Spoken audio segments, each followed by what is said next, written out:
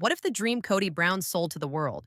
One big house, one big family, one sacred polygamous legacy was actually just a distraction, a smokescreen, a cover story for the kind of betrayal no one saw coming, not even the women who loved him most.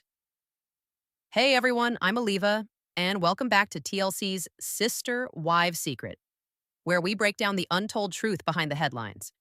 And today's story? It's not just shocking, it's devastating. If you've been following the sister wives journey for any amount of time, you know that unity was the brand, togetherness was the sales pitch, and Kody, he was the face of it all.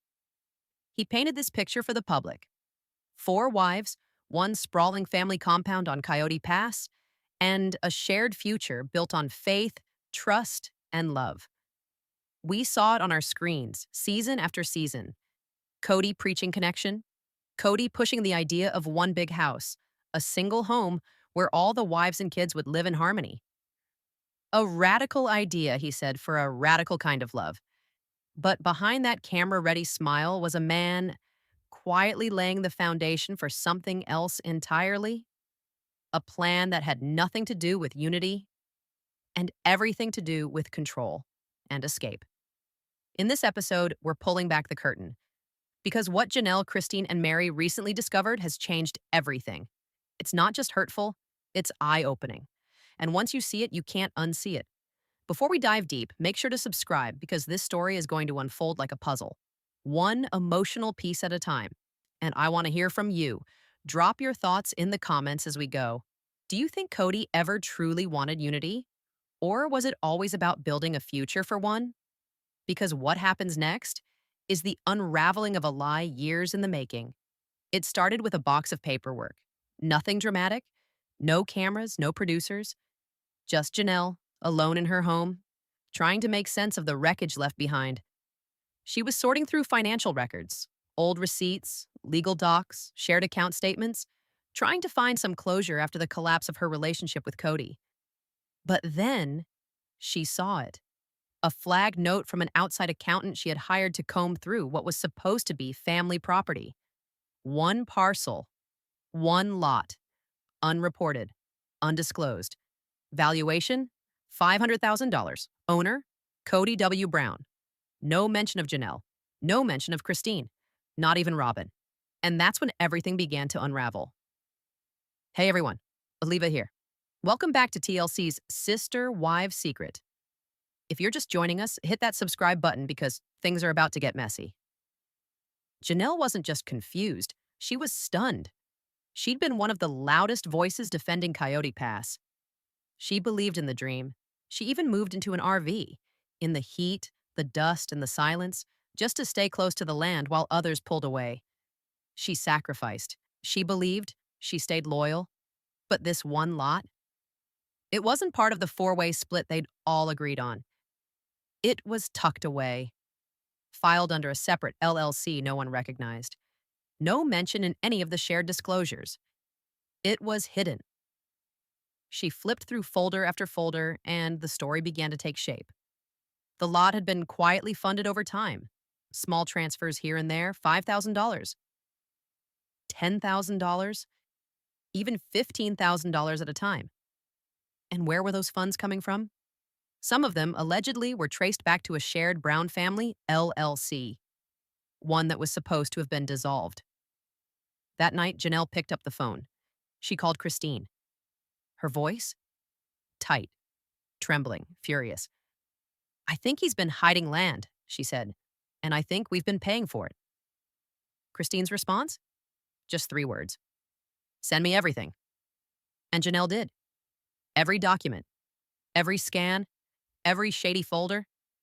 Because this wasn't just a financial betrayal, it was personal. Kody had watched Janelle pour herself into Coyote Pass, walk its rocky slopes, dream about a future with the family, all while allegedly securing a private exit strategy behind their backs. And if this fifth lot was real, and it sure looked that way, then the story Kody told them and told us about unity, fairness, and shared future, that story was fiction. To understand how deep the betrayal cut, you have to rewind, back to the infamous one house pitch. It was season 14, And Kody stood in front of his wives with blueprints and passion, pushing the idea of a massive shared home on the newly purchased Coyote Pass land. This will bring us back together, he said. One house, one family, one future. It sounded noble, unified, maybe even healing, but not everyone was convinced. Christine's reaction was immediate and visceral. No, she said flatly. She didn't want to share walls. She didn't want to give up autonomy. And most of all, she didn't want to live next door to a man who already made her feel like an outsider in her own marriage. Janelle, on the other hand, wanted to believe. When Christine left, she thought the worst was over. The emotional manipulation, the gaslighting, the rejection.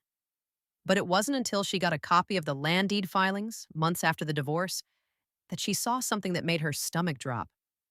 An unfamiliar name. A quiet, barely detectable LLC tied to one of the Coyote Pass parcels. It didn't show up under Brown Family Holdings. It wasn't listed in joint ownership between any of the wives. It was separate, private. And guess who was the sole controlling member? Kody. No wives. No oversight. No signatures but his. For years, he'd preached family unity and equal partnership, but behind the curtain, he was funneling funds, family funds, into a private business entity designed to secure assets solely under his name. Even Janelle, the most financially literate of the wives, had no idea. She'd spent years putting her own money into building on Coyote Pass, paying off parcels, negotiating with contractors, planning for retirement. And now, suddenly, the land she thought she'd helped buy? Technically not hers. It was a devastating realization. Christine, having left first, was finally seeing clearly. The puzzle pieces were falling into place, the land inconsistencies, the sudden push for division, the private garage plans, and now, the LLC that no one talked about. It was a playbook, a blueprint Kody had inherited. Because here's the thing, Kody had always painted himself as the anti-father. He spoke often of his own dad's shortcomings, how he left, how he failed the family, how Kody vowed never to do the same. But Kody didn't break the cycle. He refined it. He didn't leave in the night. He built a house around you, then locked the door from the inside. He didn't walk away. He stayed in the frame, but pulled the emotional plug and rerouted the finances behind closed doors. Janelle once said, Kody's not just a husband, he's the CEO of our family. And in hindsight, it wasn't a metaphor. Christine connected the dots. Janelle was left heartbroken. And Meri? Meri realized she was never even in the conversation. Her lot was never surveyed. Her name was missing from the recent filings. She wasn't just excluded. She was erased from the so-called new beginning. And maybe that was always the plan. Because Kody's strategy wasn't unique, it was historical. In patriarchal systems, isolation is power. Divide the wives, create quiet resentments, encourage loyalty to him, not to each other. And when one wife questions the plan, label her difficult, make her feel alone, then reward the obedient one. Robin, anyone? But the playbook only works as long as no one compares notes. And now Christine, Janelle, and even Meri, though bruised, were comparing notes. And so were the fans. Kody's game of silence and separation had worked for years. But the secret LLC was too big to hide. It wasn't just a betrayal, it was a business decision. And they were the product. In our next act, we'll show you the receipts, who signed what, who got paid, and who's left holding the bag. This story isn't just about one man. It's about control, silence, and finally, awakening. If you're still watching, hit that subscribe button to stay on top of the unraveling. Comment below. Do you think Kody ever planned to build those homes, or was it all a diversion while he built his own? And remember, on TLC's Sister Wives Secret, no truth stays buried forever. You can see it now, in their eyes, their voices, their body language. Christine, sitting on the confessional couch, says it softly but with unshakable resolve. I thought we were building a future. Turns out he was building an exit. Janelle, once the quiet stabilizer, now speaks with a steady fire. We were all told it was about family, but it was always about control. And Meri, the first wife, emotionally sidelined for years, finally names what fans have whispered for seasons: I was holding on to something that didn't exist anymore. Maybe it never did. This isn't reality TV drama anymore. It's a reckoning. The women are no longer siloed in side interviews or polite family meetings. They're talking openly to each other, to fans, to themselves. And what they're saying is powerful. They were misled. They were loyal. And they were left to pick up the pieces of a dream that Kody had quietly dismantled behind the scenes. It's not just emotional, it's legal. Questions now swirl around financial disclosures, land ownership, and whether Kody used the shared family brand to quietly benefit himself and Robin. And, maybe most haunting of all, the wives are now wondering when this plan began. Was it always in motion? Was one house, one family just a performance to buy time? For years, Kody stood as the spiritual head of a plural household. But now it's the women, Christine, Janelle, Meri, who are reclaiming their voices. Not for revenge, not to shame, but to tell the truth. Because truth is the final form of freedom. And these women are no longer afraid. As this story continues to unfold, the Sister Wives universe is no longer Cody's to narrate. It belongs to the women who lived it, lost through it, and now speak from the other side. And we're here to follow it every step of the way.